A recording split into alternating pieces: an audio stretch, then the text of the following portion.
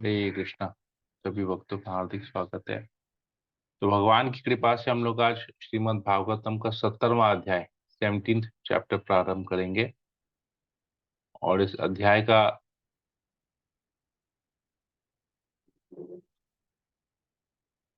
का नाम है कलयुग को कली को दंड तथा पुरस्कार। तो परीक्षित महाराज कली को दंड भी देते हैं और पुरस्कार भी देते हैं। तो ये दंड क्या है और ये पुरस्कार क्या है, हम लोग आज पढ़ेंगे। मंगलाचरण कर लेते हैं।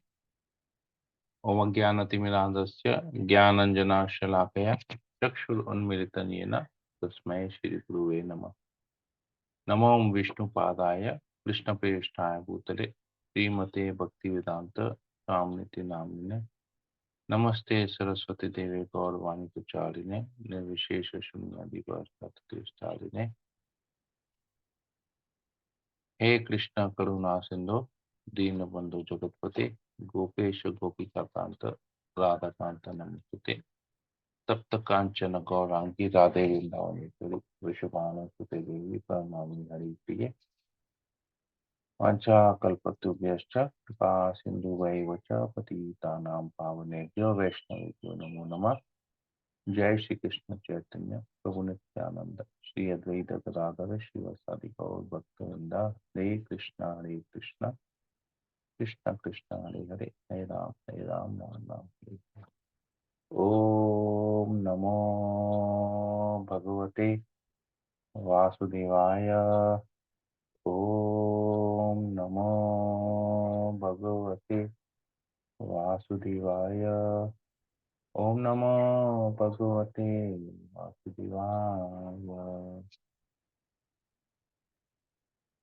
श्रीमद् भागवतम प्रथम स्कंद अध्याय 17 कली को दंड तथा पुरस्कार।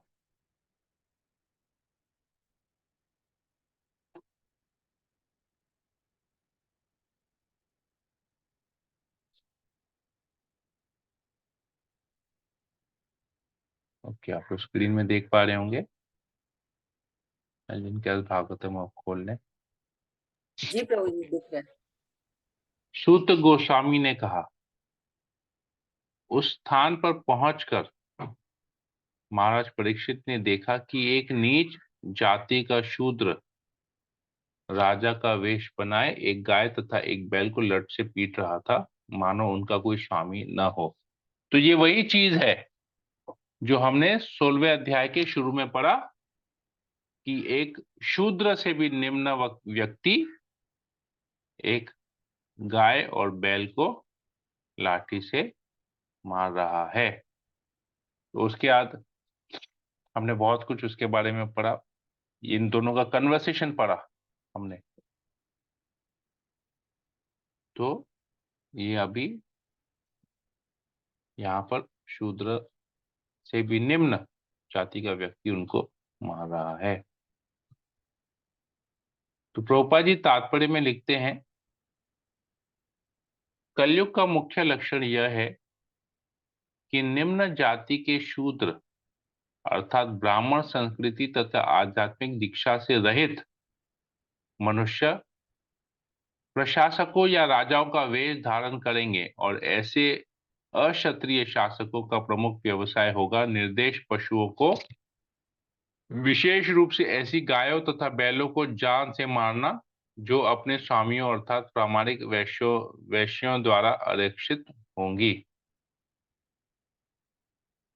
भगवत गीता में कहा गया है कि वैश्यों का कार्य कृषि गौरक्षा तथा व्यापार से संबंधित है। कलयुग में पतित वैश्य गायों के कसाई घरों में पहुंचाने में लगे रहते हैं। क्षत्रियों का कार्य राज्य के नागरिकों की रक्षा करना है, जबकि वैश्य गायों तथा बैलों की रक्षा करने तथा उन्हें अन्न तथा दूध उत्पादन के में उपयोग करने के लिए होते हैं।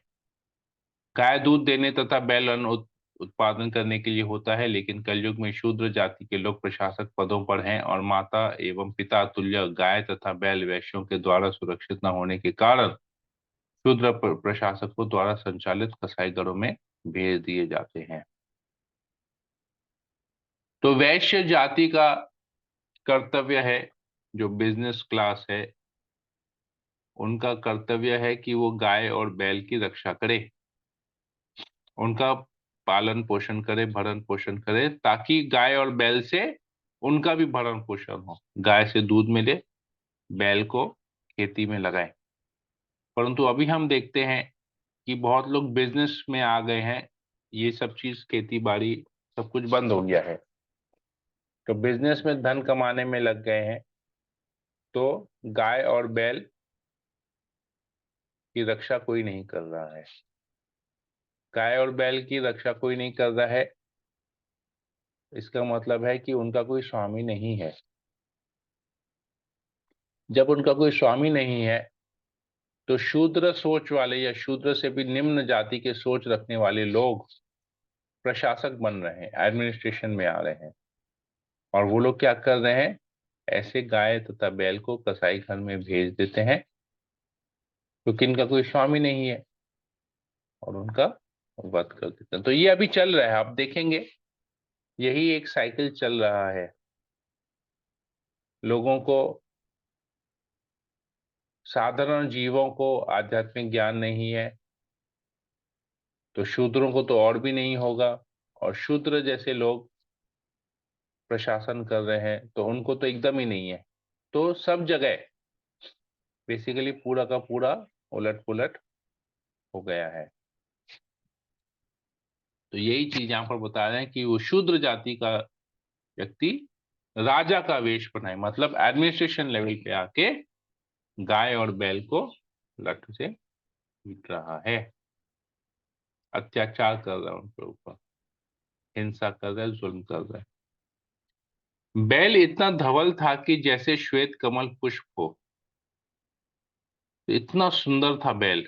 श्वेत कमल मतलब एकदम प्योर वाइट लोटस की तरह हो। वह उस शूद्र से अत्यधिक भयभीत था जो उसे मार रहा था।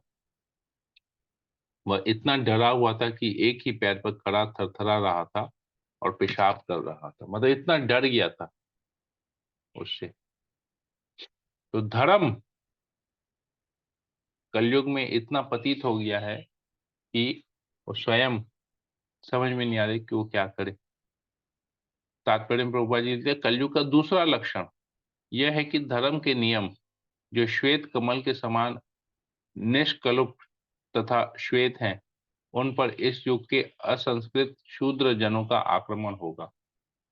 भले ही वे ब्राह्मण या क्षत्रिय पूर्वजों की संतानें हों, लेकिन समुचित शिक्षा तथा वैदिक वाडम्य की संस्कृति के अभाव में ऐसे शूद्र तुल्य लोग धार्मिक नियमों की अवहेलना करेंगे, और धार्मिक प्रवृत्ति के व्यक्ति ऐसे लोगों से भयभीत रहेंगे। वे अपने को किसी भी धर्म के अनुयायी न होने की घोषणा करेंगे, और कलयुग में धर्म रूपी निर्मल बैल को ही मारने के लिए अनेकवाद तथा संप्रदाय उत्पन्न होंगे। राज सत्ता को धर्म निरपेक्ष अर्थात किसी विशेष धार्मिक सिद्धांत से रहित घोषित किया जाएगा। फलस्वरूप धर्म के प्रति पूरी अपेक्षा बढ़ती जाएगी। नागरिक मनमाना कर्म करने के लिए स्वतंत्र होंगे, और वे साधु शास्त्र तथा गुरु का सम्मान नहीं करेंगे। एक पांव पर खड़ा बैल इस बात का संकेत है कि धर्म के नियम क्रमश विलुप्त हो रहे हैं। धार्मिक नियमों का आंशिक अस्तित्व भी अनेक अवरोधों के संशयपूर्ण रहेगा। मानव किसी समय लड़खड़ाकर गिरने वाला है। तो दूसरा लक्षण, धर्म निष्कलुष है, मतलब धर्म में कोई दोष नहीं है, वो प्योर है। धर्म जो है वो प्योर है, परंतु शूद्र उस पर आक्रमण करेंगे। कैसे शूद्र? जन्म से शूद्र नहीं, कर्म से शूद्र। भले उनका जन्म ब्राह्मण कुल में हुआ हो, वैश्य कुल में हुआ हो, क्षत्रिय कुल में हुआ हो, परंतु उसके कर्म शूद्र जैसे रहेंगे। शूद्र जैसे कर्म मतलब वो मांसाहार करेंगे, नशा करेंगे, जुआ खेलेंगे, बैटिंग करेंगे, ऐसे इस प्रकार का ऐसे कर्म करने वालों को शूद्र कहा गया है। तो जन्म से नहीं। तो भगवान क्या कहते हैं गीता में? कि ये जो वर्णाश्रम सिस्टम है मैंने बनाया है और ये कर्म के कारण उसका विभाजन किया है। चतुर्वर्ण्यम मया सिस्टम गुण कर्म विभागस, तो गुण और कर्म के आधार पे इसका विभाजन हुआ है। तो ब्राह्मण का गुण है और ब्राह्मण का कर्म है शास्त्र पढ़ना और शास्त्रों का ज्ञान दूसरे लोगों को देना, तो वो उसका गुण और कर्म है। ब्राह्मणिकल क्वालिटीज पालन करना मतलब यज्ञ इत्यादि ये सब कुछ करना, भगवान का ज्ञान लेना, शास्त्रों को पढ़ना, बेसिकली वो है। क्षत्रिय का गुण और कर्म क्या है? क्षत्रिय का गुण है कि वो हमेशा निर्भय रहेगा, कोई भी उसे किसी भी चीज में चैलेंज करेगा तुरंत उठ खड़ा रहेगा, सबकी रक्षा करेगा, प्रजा की रक्षा करेगा। और कर्म क्या है? धर्म का पालन करना, धर्म कहीं पर कुछ गड़बड़ाए नहीं, ये उसका कर्म है क्षत्रिय का, सबकी रक्षा करना, तो ये उसका गुण और कर्म है। वैश्य का गुण और कर्म क्या है? गौ रक्षा करना, बिजनेस करना, और जो एडमिनिस्ट्रेटिव क्लास है, जो क्षत्रिय क्लास है, उसको टैक्स देना ताकि वो सारे फैसिलिटीज रक्षा करने में किसी भी प्रकार से चूके नहीं।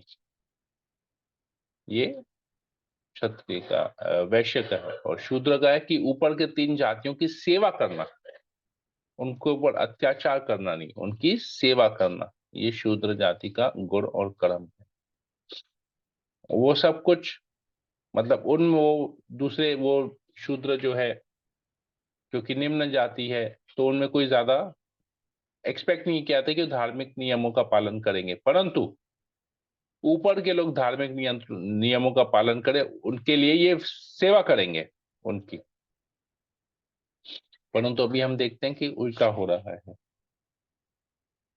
ब्राह्मण के कुल में भी जन्म होने वाले लोग मदिरा पान करते हैं, तंबाकू खाते हैं, गुटखा खाते हैं, सिगरेट पीते हैं, अलग अलग गलत कार्य को करते हैं। तो यही चीज यहाँ पर बताया जा रहा है कि धर्म की रक्षा नहीं करेगा कोई, उल्टा सब लोग अधर्मी बन जाएंगे। शूद्र कर्म से और गुणों से सब शूद्र हो जाएंगे, और इस प्रकार वो लोग धर्म का विभाजन करेंगे, धर्म के ऊपर अत्याचार करेंगे, भक्तों के ऊपर अत्याचार करेंगे, और भक्त हमेशा डरे हुए रहेंगे। ऐसे लोग जो धार्मिक नियम का पालन करते हैं वो लोग हमेशा डरते रहेंगे, और उनके वाद तथा संप्रदाय उत्पन्न हो जाएंगे। जातिवाद, धर्मवाद, ये वाद, वो वाद, विवाद विवाद, कलिवाद, सब जगह डिसएग्रीमेंट रहेगा।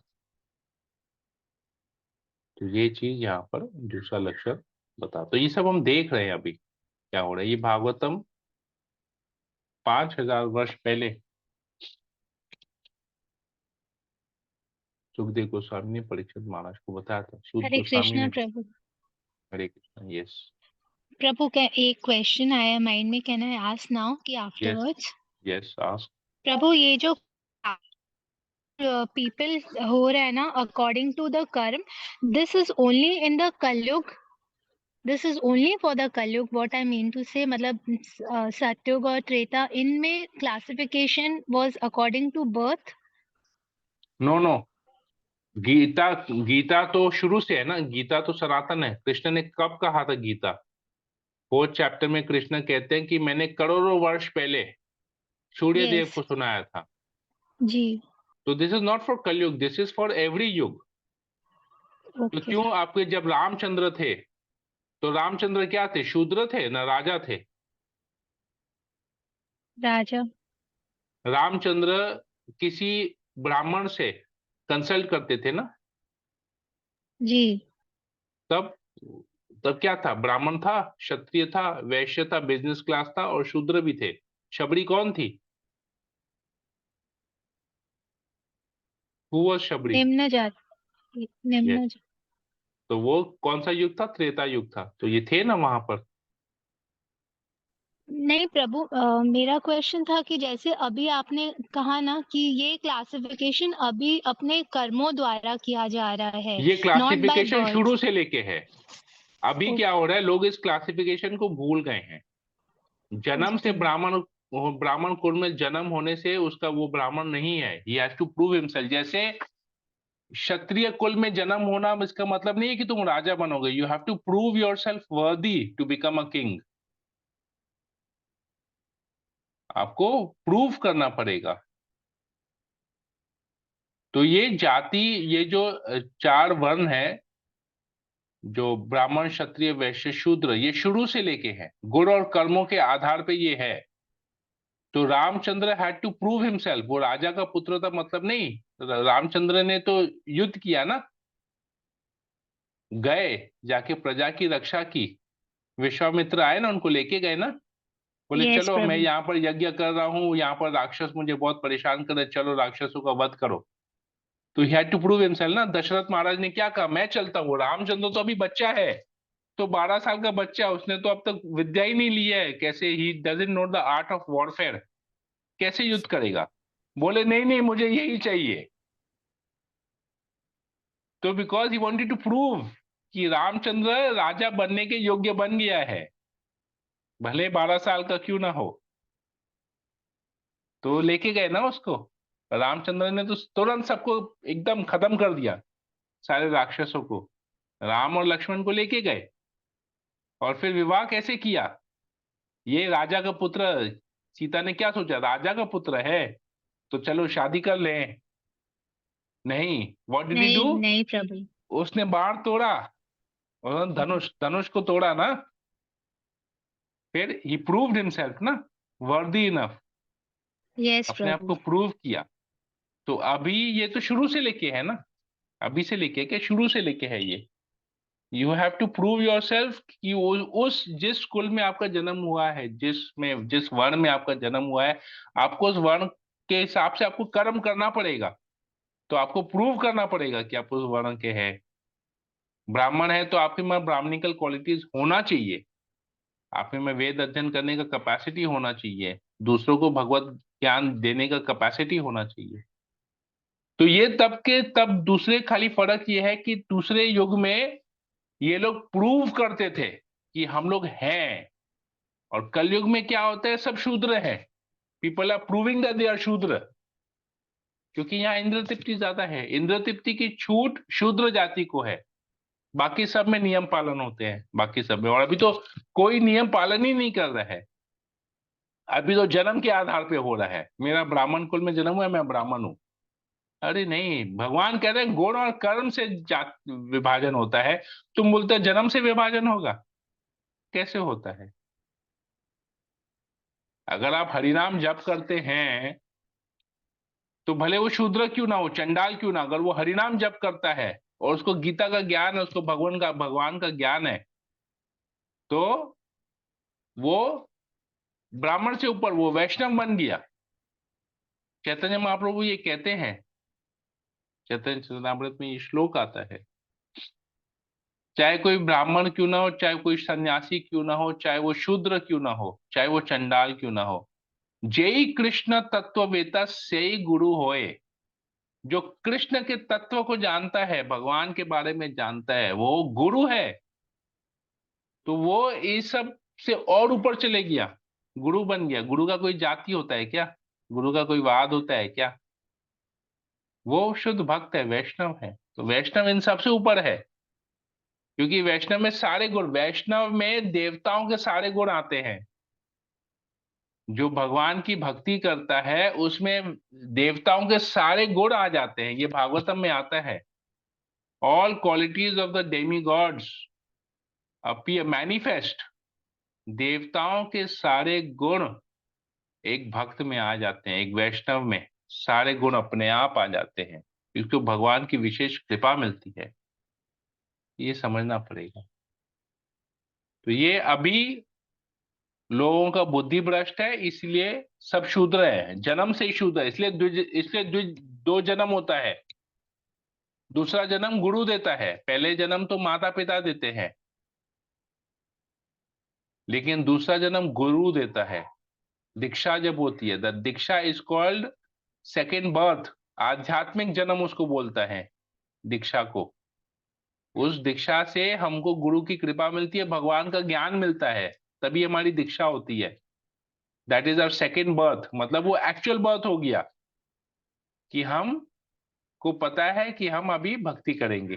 जो जिस किसी भी जाति में, जिस किसी भी वर्ण में हम बिलोंग करें, परंतु अब हम भक्त बन गए हैं। हमारे गुण और कर्म, तो एक भक्त क्या करता है, वो वेद अध्ययन करता है, तो उसमें ब्राह्मणिकल क्वालिटीज आ गए। जस्ट कीप रिप्लाइंग यस और नो। Yes, आज Prabhu. एक भक्त क्या करता है, वो वेद पढ़ता है, शास्त्र पढ़ता है, गीता पढ़ता है, भागवत पढ़ता है, उसमें ब्राह्मणिकल क्वालिटीज आ गए, जी. मतलब ब्राह्मण का क्वालिटीज आ गया। Yes. अभी वो क्या करता है, वो उसको बहुत सारी सेवाएं दी जाती है। कैसी सेवाएं कि तुम इन संस्था को चलाओ, हर लोगों को अपने उनसे कुछ कुछ सेवाएं कराओ और उनकी रक्षा करो। कि कोई भी आप किसी पोस्ट पे, गुरु क्या करता है, गुरु शिष्य के जीवन में कोई सी भी प्रकार का प्रॉब्लम आता है, गुरु के पास जाता है।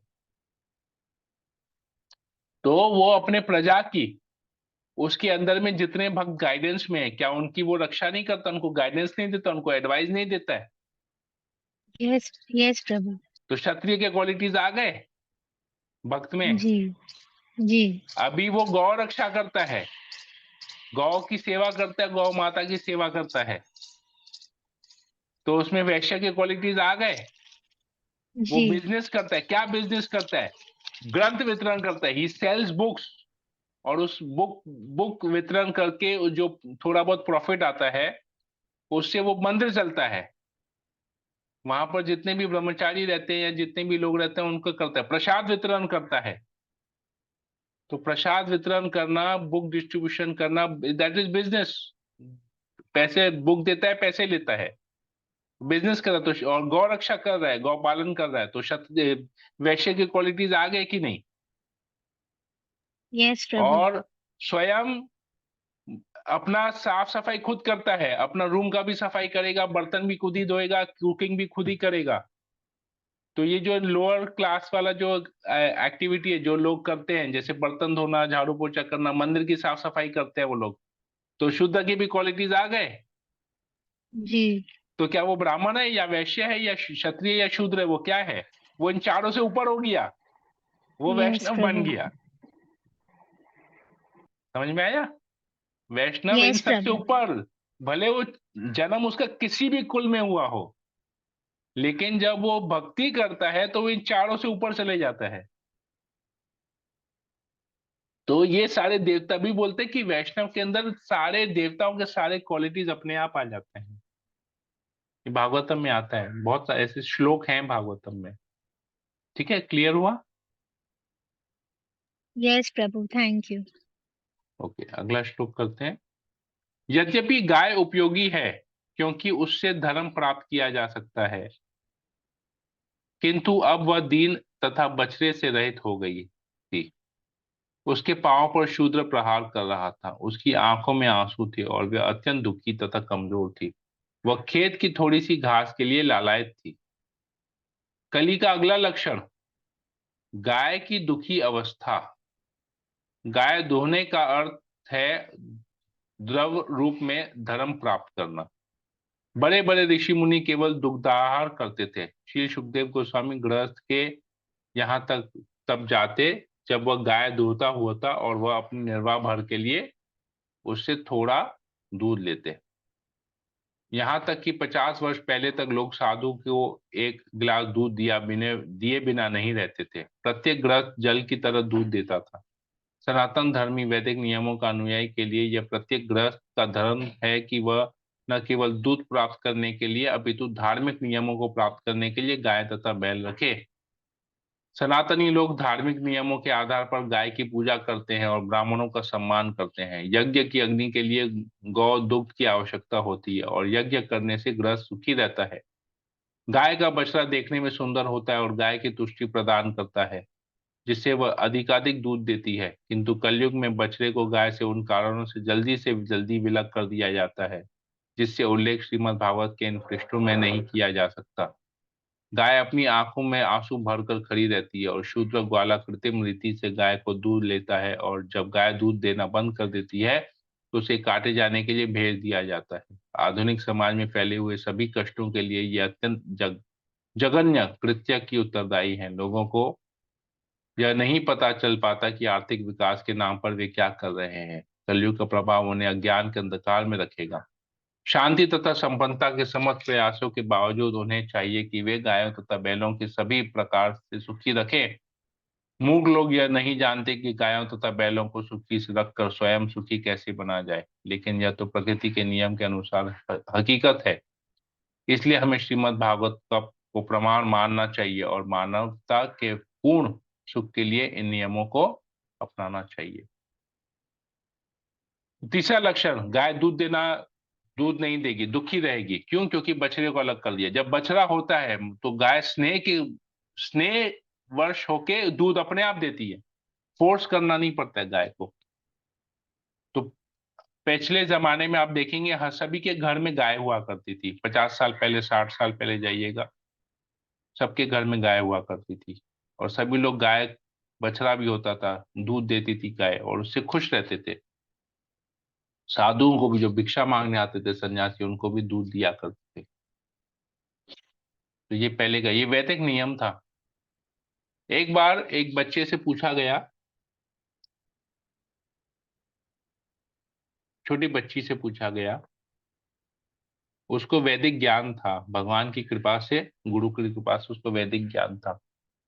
तो क्लास 2-3 में थी तब उसे पूछा गया, मतलब 8-9 साल की थी लड़की।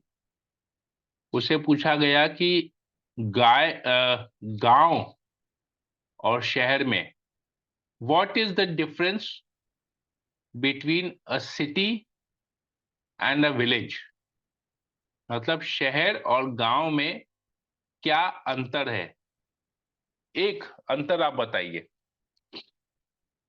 तो उस छोटी सी बच्ची ने कहा कि गांव में गाय घर में रहती है और कुत्ते सड़क में रहते हैं, और शहर में कुत्ते घर में रहते हैं और गाय सड़क पर रहती है।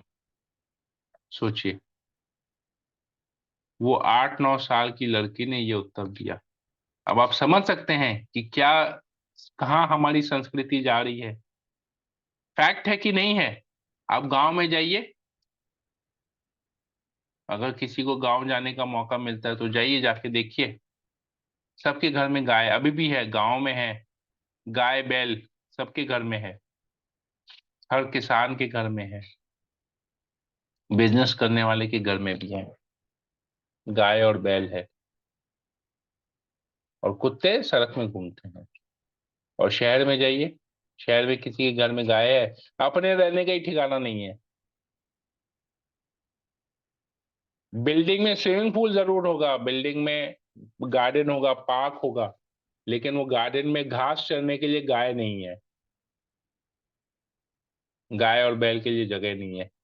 स्विमिंग पूल के लिए जगह है, indoor stadium, indoor games room, outdoor games बनाने के लिए सब कुछ जगह है,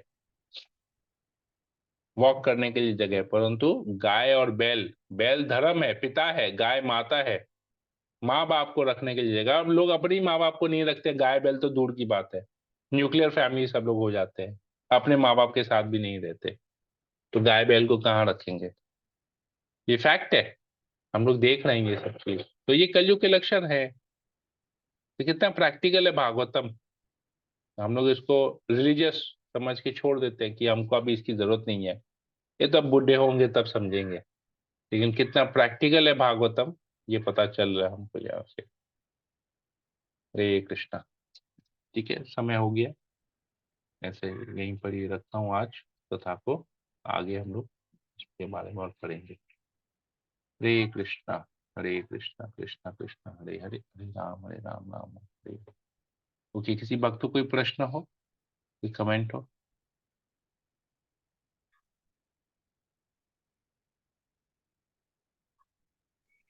हरे कृष्णा प्रभु जी, दंडवत प्रणाम।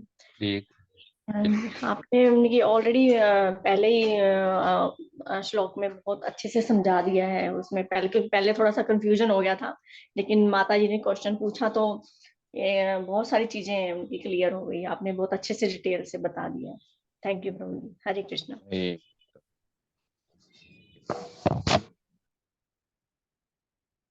और किसी को कुछ पूछना है या बोलना है?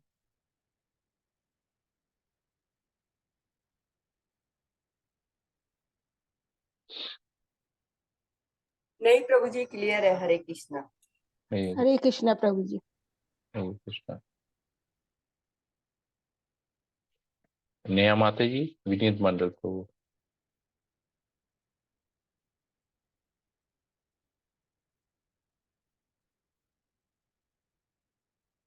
हरे कृष्णा प्रभु जी। हरे कृष्णा। यस माता जी। प्रभु जी, मैं एक चीज पूछना चाहती हूँ आपसे कि हम्म, जैसे मैंने जगन्नाथ महाप्रभु के महाप्रसाद के बारे में सुना और पढ़ा था, तो ऐसे जो भगवान आपस में बातें करते कि ये हुआ था तब महाप्रसाद की प्रथा शुरू हुई, हम्म। तो हम लोग को कैसे पता चला? किनको कैसे पता चला? मतलब जैसे मैंने सुना कि नारद मुनि ने लक्ष्मी जी से यस प्रार्थना, यस यस, ठीक है। तो फिर वो हम लोग को कैसे पता चली उनकी बात? हमको उनके अभी जैसे ये 5,000 साल पहले ये परीक्षित महाराज और ये कलयुग आया, ये हमको कैसे पता चल रहा है ये बात? 5,000 साल पहले कृष्ण ने अर्जुन को गीता का ज्ञान दिया, हमको कैसे पता चल रहा है ये बात? लेकिन प्रभु जी, ये जो गीता का ज्ञान दिया था कृष्णा जी ने, वो तो हाँ, सब धरती पर हुआ था, तो मानो जिसने देखा उन्होंने लिखा। अच्छा, जिसने देखा उसने लिखा। संजय ने देखा तो संजय ने लिखा क्या? नहीं, ये you have to understand this. I'll make things very simple. हम लोग ज्यादा कॉम्प्लिकेटेड इसको नहीं करते हैं। भगवान के ना अलग अलग अवतार होते हैं। भगवान के अलग अलग अवतार होते हैं, जैसे पुरुषा अवतार, शक्तवेश अवतार, गुणा अवतार। ठीक है। गुणा अवतार मतलब जो 3 गुणों को भगवान के 3 अवतार कंट्रोल करते हैं, ब्रह्मा विष्णु महेश। ब्रह्मा जी रजोगुण को कंट्रोल करते हैं, शिव जी तमोगुण को कंट्रोल करते हैं, और विष्णु जी सतोगुण को कंट्रोल करते हैं। तो ये इनको गुण अवतार बोलते हैं। इसी प्रकार पुरुषा अवतार, for the purpose of creation भगवान के पुरुषा अवतार आते हैं। जैसे हम लोग एक विष्णु के बारे में जानते हैं, परंतु भगवान विष्णु 3 प्रकार के हैं। कारणोदक्षाई विष्णु, गर्भोदक्षाई विष्णु, कारणोदक्षाई विष्णु, गर्भोदक्षाई विष्णु, शिरोदक्षाई विष्णु। 3 प्रकार के विष्णु हैं जो इस क्रिएशन के पर्पस से आते हैं। कारणोदक्षाई विष्णु या कि महाविष्णु, उनके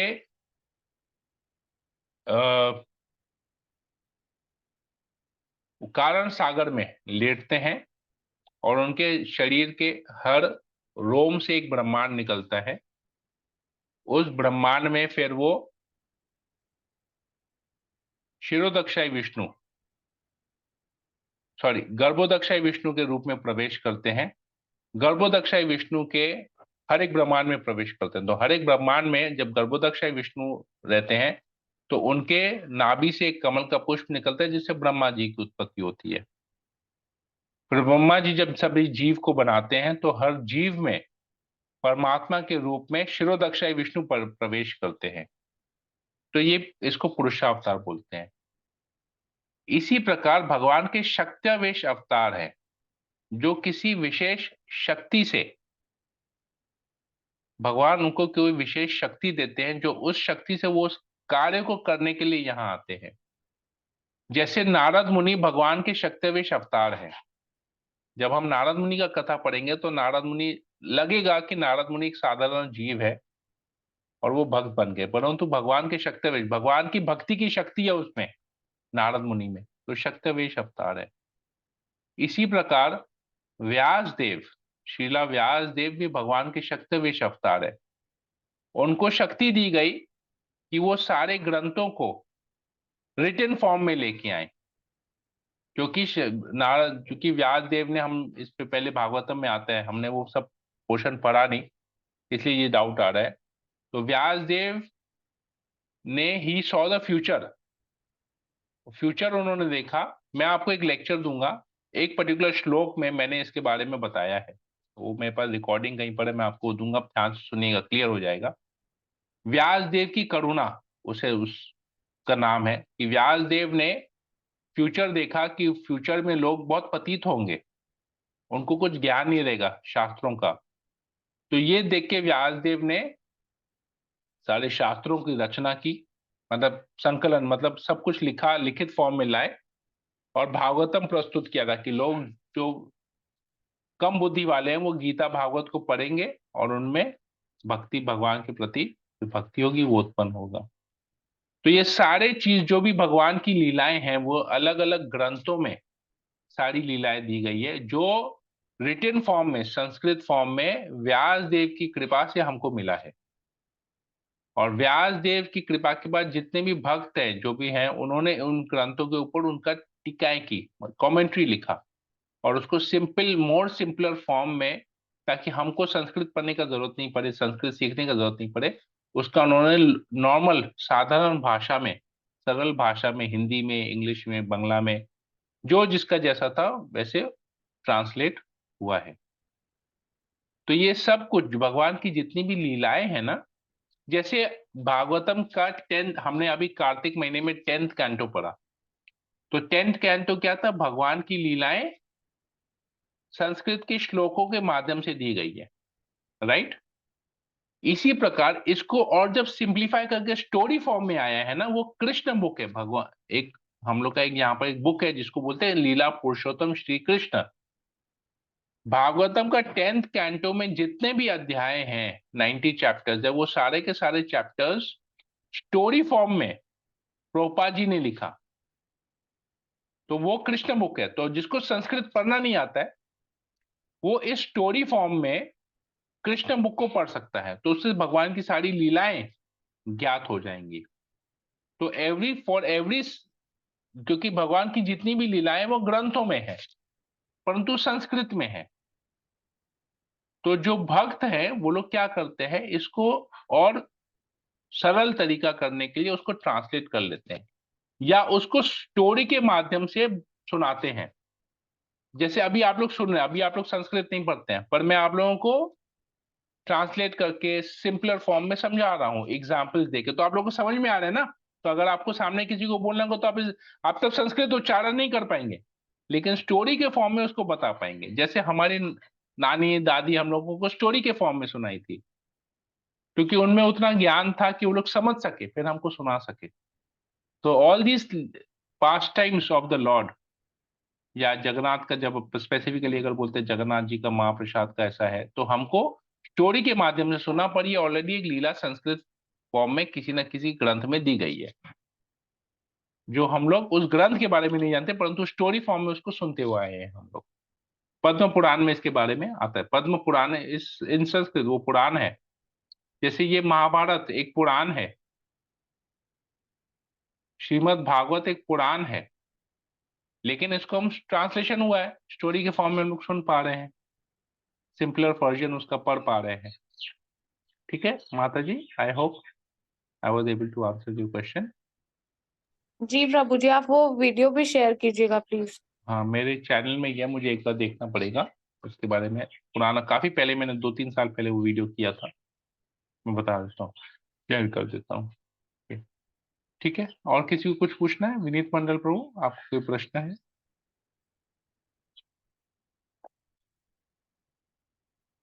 ठीक है, फिर हम सेशन को यहीं पर ही एंड करते हैं। सभी भक्तों का बहुत बहुत धन्यवाद। हम लोग दोबारा कल वापस से जुड़ेंगे और इस अध्याय में और आगे बढ़ेंगे। हरे कृष्णा कृष्ण कृष्ण हरे हरे, हरे राम राम राम हरे हरे। पंचाकल्पतरुभ्यश्च पावने पावने जय की जय, प्रभुपाद की जय, की जय, हरे कृष्णा। हरे कृष्ण प्रभु जी, दंडवत प्रणाम।